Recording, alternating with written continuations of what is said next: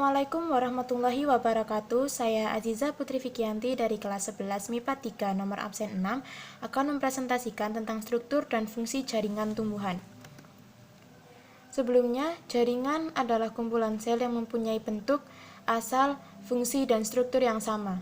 Dan jaringan tumbuhan sendiri dikelompokkan menjadi dua, yaitu jaringan meristem dan jaringan permanen. Lalu, jaringan tumbuhan memiliki fungsi melindungi bagian tubuh tumbuhan, membantu proses dan perkembangan tumbuhan, memperkuat tubuh tumbuhan, membantu mengedarkan sari-sari makanan atau zat-zat yang terdapat pada tumbuhan ke seluruh bagian tubuhnya, membantu menyimpan cadangan makanan pada tumbuhan, serta mendukung segala aktivitas tumbuhan. Lalu ke jaringan meristem atau embrional. Jaringan meristem merupakan jaringan tumbuhan yang masih muda dan belum terdiferensiasi, sehingga mampu melakukan pembelahan. Terdiferensiasi adalah jaringan meristem akan berkembang menjadi jaringan-jaringan lainnya.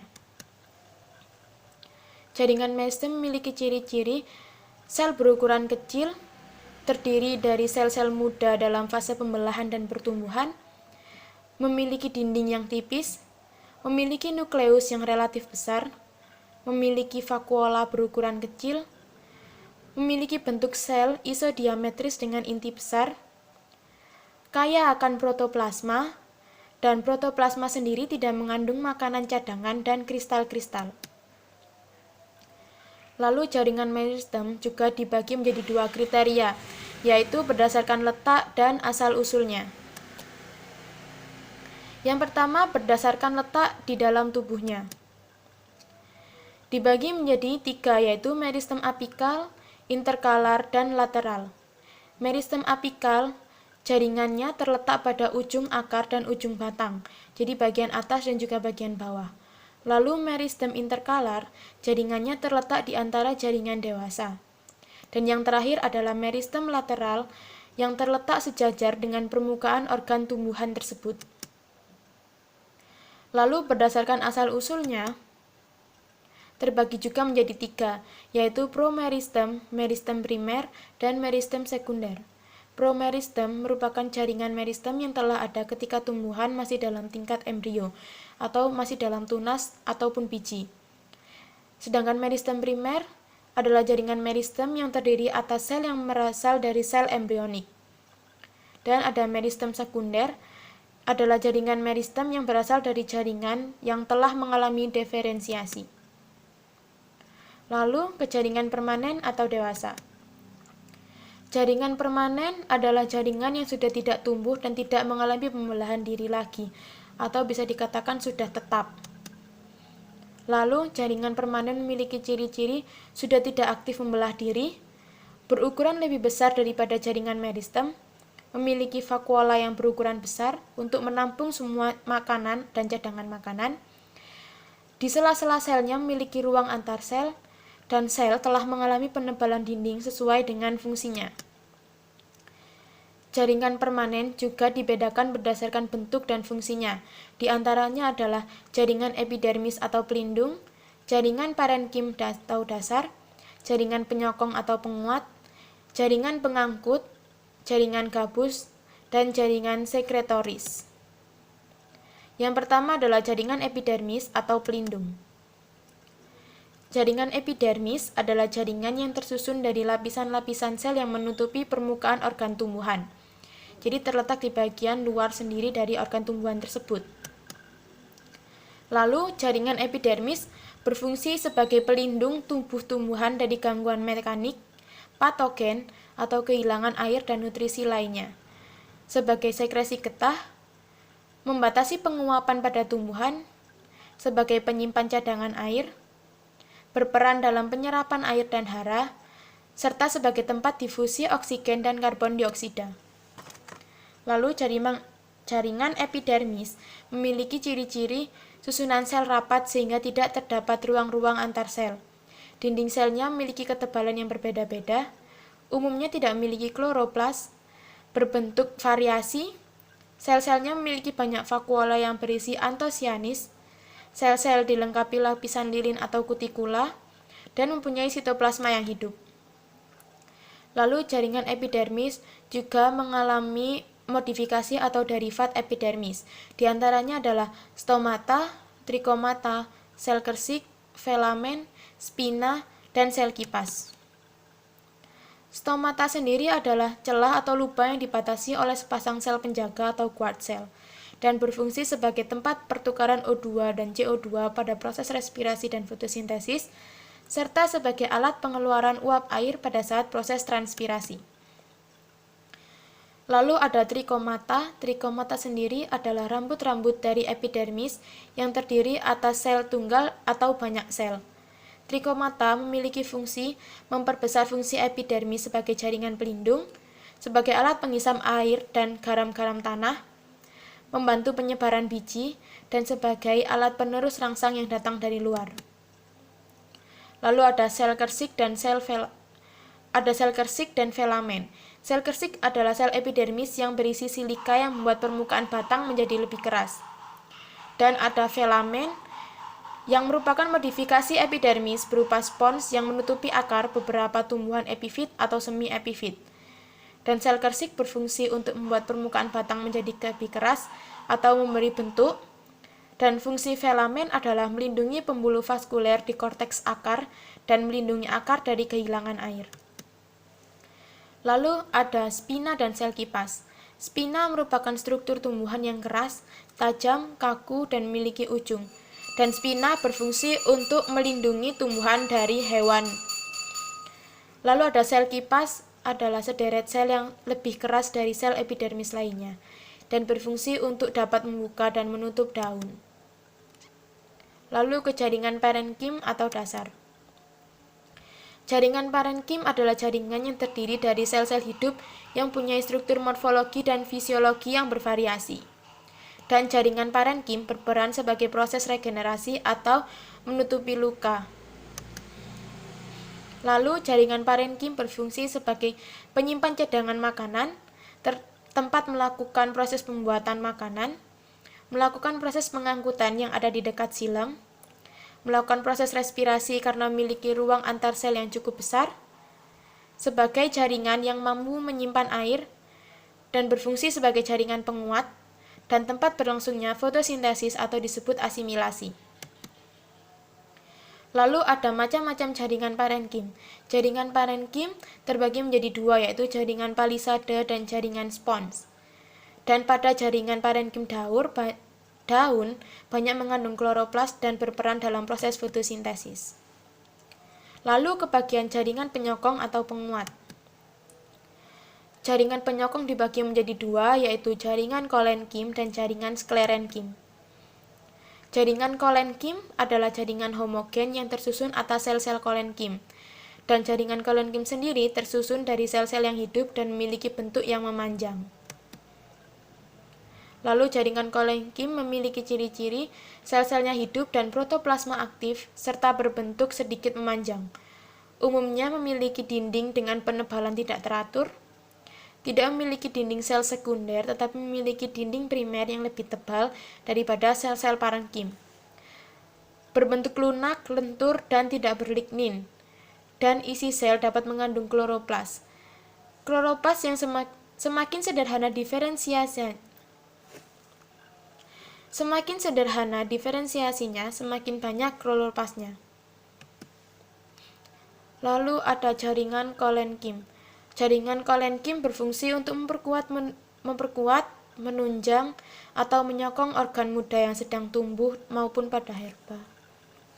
Fungsi jaringan kolenkim untuk memperkuat, menunjang, atau menyokong organ muda yang sedang tumbuh maupun pada herba agar berdiri dengan kokoh dan kuat, menjadi pengganti sklerenkim jika tumbuhan tempat kolenkim berada tidak berdiferensiasi menjadi sklerenkim. Lalu jaringan kolenkim terbagi menjadi 4 bentuk utama berdasarkan penebalan dinding. Yang pertama adalah kolenkim sudut atau kolenkim anguler. Yang kedua adalah kolenkim lempeng atau papan. Yang ketiga kolenkim tubular atau lakuna. Dan yang keempat adalah kolenkim cicin atau anuler. Lalu ke jaringan sklerenkim. Jaringan sklerenkim adalah jaringan penyokong yang dijumpai pada organ tumbuhan yang tidak lagi mengalami pertumbuhan dan perkembangan pada tumbuhan yang telah dewasa. dan jaringan sklerenkim berfungsi sebagai penyokong tumbuhan dewasa dan melindungi tumbuhan. Lalu jaringan sklerenkim sendiri memiliki ciri-ciri sel-selnya telah mati dengan dinding sel yang tebal. Dinding sel sekunder yang tebal terdiri dari zat lignin, bersifat kenyal sehingga tidak lagi mengandung kloroplas. Sel-selnya lebih kaku daripada kolenkim dan tidak dapat memanjang. Lalu jaringan sklerenkim juga terbagi menjadi dua jenis, yaitu serabut dan sklereid. Serabut terbagi menjadi beberapa macam, yaitu serabut silar, serabut ekstrasilar, serabut trakeid, dan serabut libriform. Lalu ke sklereid. Sklereid juga terbagi menjadi beberapa jenis, yaitu brachysklereid atau sel batu, makrosklereida atau sel tongkat, osteosklereida atau sel tulang, asterosklereida atau sel bintang, dan trikosklereida. Lalu ke jaringan pengangkut. Jaringan pengangkut adalah suatu jaringan di mana berperan dalam pengangkutan senyawa kimia terhadap tubuh tumbuhan. Dan jaringan pengangkut terbagi menjadi dua, yaitu xilem dan phloem. Xilem sendiri adalah jaringan pengangkut yang tersusun dari sel jaringan yang sangat kompleks dan terdiri dari beberapa tipe sel. Lalu, xilem memiliki unsur-unsur yaitu trakea, trakeid, dan parenkim xilem. Lalu ke phloem. Phloem adalah sebuah jaringan pengangkut pada tumbuhan yang berfungsi menyalurkan hasil fotosintesis dari daun ke seluruh bagian tumbuhan.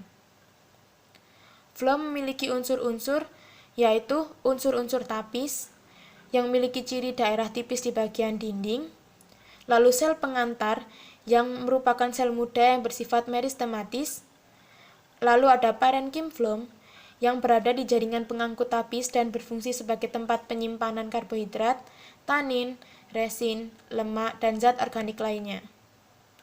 Lalu ada sel albumin yang merupakan sel jari empulur yang kaya akan zat putih telur, serta serat-serat phloem yang merupakan penyusun yang terdiri dari dua komponen, yakni komponen phloem primer dan sekunder. Lalu jaringan pengangkut juga terbagi menjadi beberapa tipe, yaitu kolateral, konsentris, dan radial. Kolateral adalah ketika phloem dan xilem yang terletak bersebelahan di dalam jari-jari. Sedangkan konsentris adalah apabila jaringan pengangkut yang ada terletak di tengah-tengah, sedangkan jaringan pengangkut lainnya mengelilingi unsur yang di tengah. Lalu radial terjadi apabila xilem dan phloem bergantian menurut arah jari-jari lingkaran. Lalu kolateral sendiri terbagi menjadi tiga, yaitu kolateral tertutup, kolateral terbuka, dan bikolateral. Serta ada gambar untuk setiap kategori kolateral. Lalu ada konsentris. Konsentris juga terbagi menjadi dua, yaitu konsentris amfikribal dan konsentris amfifasal. Lalu ke jaringan gabus.